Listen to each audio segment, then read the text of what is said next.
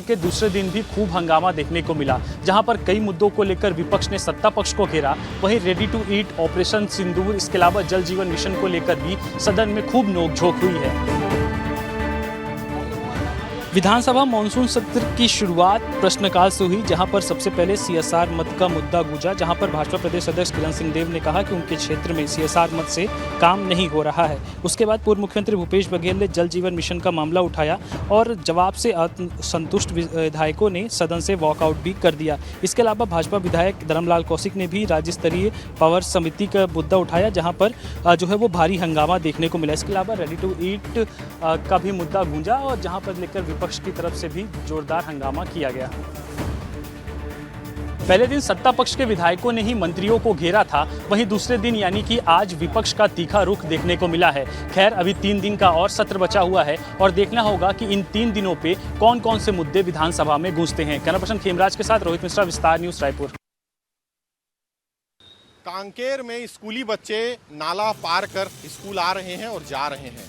इस बात को लेकर छत्तीसगढ़ हाईकोर्ट गंभीर है और उन्होंने जो है सरकार से इस पूरे मामले में जवाब मांगा है। छत्तीसगढ़ हाईकोर्ट ने कांकेर में नाला पार कर स्कूल जा रहे बच्चों की सुरक्षा को लेकर बड़ी टिप्पणी की है। हाईकोर्ट ने स्पष्ट रूप से कहा है कि बच्चों की सुरक्षा सरकार की संवैधानिक जिम्मेदारी है। कितनी गलत बात है कि स्कूल से लौटते वक्त 4 बच्चे पानी में डूब जाते हैं। यह सिर्फ स्वजनों की नहीं, सरकार की भी जिम्मेदारी है। इसी तरह जांजगीर में तालाब में डूबे 4 बच्चों की मौत पर भी हाईकोर्ट सख्त है। चीफ जस्टिस रामेश कुमार सिन्हा और जस्टिस विभु दत्त गुरु के डिवीजन बेंच में इस मामले में स्वतः संज्ञान लेते हुए राज्य सरकार के मुख्य सचिव से व्यक्तिगत शपथ पत्र के रूप में जवाब मांगा है और 29 जुलाई को अगली सुनवाई तय की गई है। अब देखने वाली बात होगी कि सरकारी तंत्र जो है हाईकोर्ट में किस तरह की रिपोर्ट प्रस्तुत करता है, जिससे कि बच्चों की सुरक्षा जो है पुख्ता हो सके। कैमरामैन नीरज वांगन के साथ आशीष दुबे, विस्तार न्यूज। रायपुर में और छत्तीसगढ़ में अवैध रूप से रह रहे बांग्लादेशियों के खिलाफ कार्रवाई तेज हो गई है।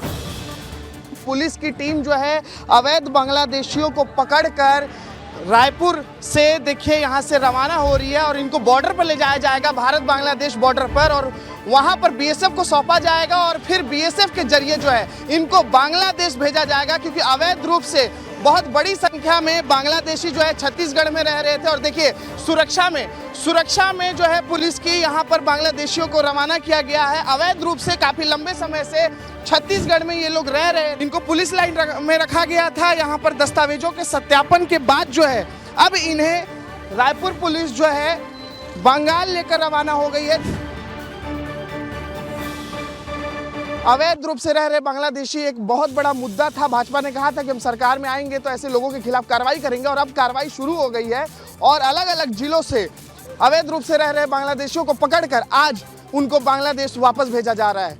कैमरा पर्सन अखिलेश के साथ अनमोल तिवारी, विस्तार न्यूज।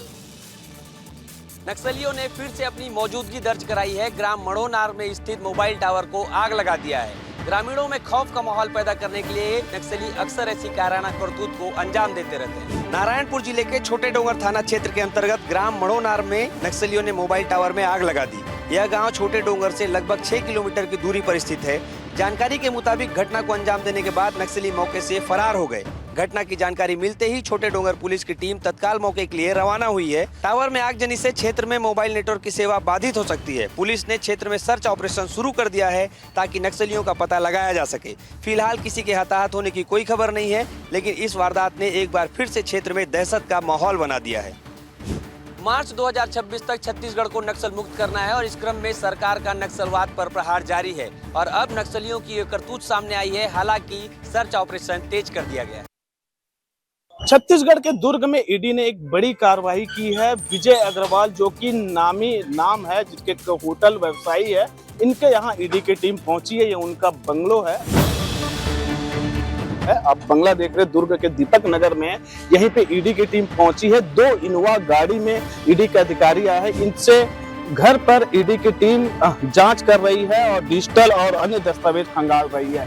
आशंका ये जताई जा रहा है कि जो मनी लॉन्ड्रिंग जो है और रेल नीर जो घोटाला हुआ था, उस मामले में हो सकता है कि ईडी की टीम यहाँ पहुंची। जब तीनों भाई का बंटवारा हुआ तो विजय अग्रवाल के खाते में होटल इंटरनेशनल सागर जो होटल है दुर्ग स्टेशन के सामने, वो विजय अग्रवाल के खाते में आया।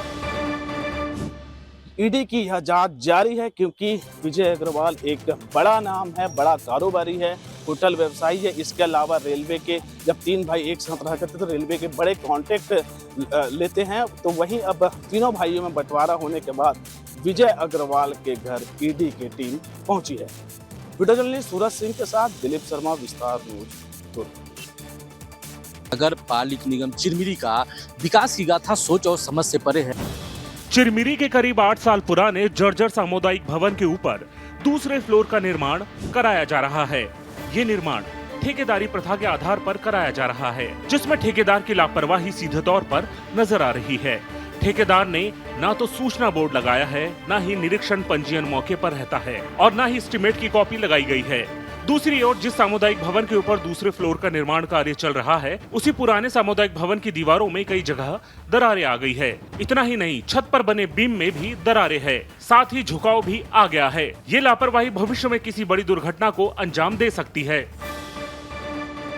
देखने वाली बात होगी कि शासन प्रशासन में बैठे उच्च अधिकारी और छत्तीसगढ़ शासन में बैठे मंत्री विधायक आखिर इस पर कोई संज्ञान लेंगे या फिर ऐसे ही ठेकेदार अपना काम करके राशि का हरण कर लेगा और दुर्घटना जब होगी तब देखा जाएगा। विस्तार न्यूज के लिए जिला एमसीबी से अविनाश चंद की रिपोर्ट।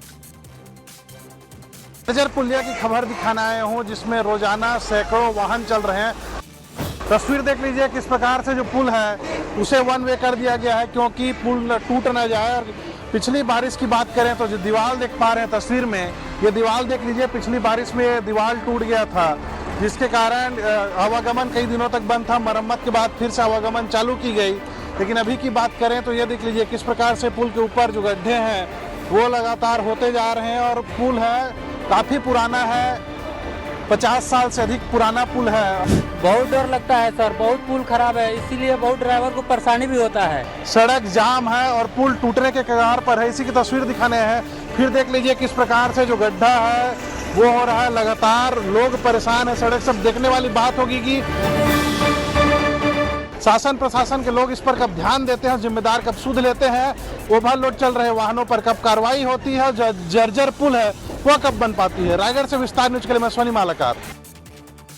बस्तर की आराध्य देवी मां दंतेश्वरी के दरबार में सावन के पहले सोमवार को विशेष माहौल देखने को मिला। इस अवसर पर मंदिर की दान पेटी को खोली गई, जिसमें सोने चांदी सहित कई मनोकामनाएं पत्र मिले। दंतेवाड़ा में 5 महीने के बाद सोमवार को फिर दंतेश्वरी माता की दान पेटी खोली गई। इसमें नकदी, सोना चांदी के साथ साथ मन्नत वाले भक्तों के पत्र भी मिले, जिसमें किसी ने गर्लफ्रेंड से शादी की मन्नत मांगी थी, तो किसी ने एनएमडीसी में नौकरी, परिवार में सुख शांति वाले पत्र भी मिले। दंतेश्वरी मंदिर में रोज सैकड़ों की तादाद में भक्त आते हैं, जो दान पेटी में दान करने के अलावा सोना चांदी का भी दान करते हैं। माई जी की दान पेटी सोमवार को सुरक्षा व्यवस्था के बीच मंदिर परिसर में खोली गई, जिसमें टेंपल कमेटी के मेंबर और मंदिर के प्रमुख लोगों द्वारा दान की राशि की गिनती की गई। सिक्के और नोटों को गिनने में करीब 5 घंटे से अधिक का समय लगा। सोने और चांदी के आभूषण भी दान पेटी में मिले, जिसकी गणना नहीं की गई है। दान में मिली राशि मंदिर के कोष में जमा करा दी गई है।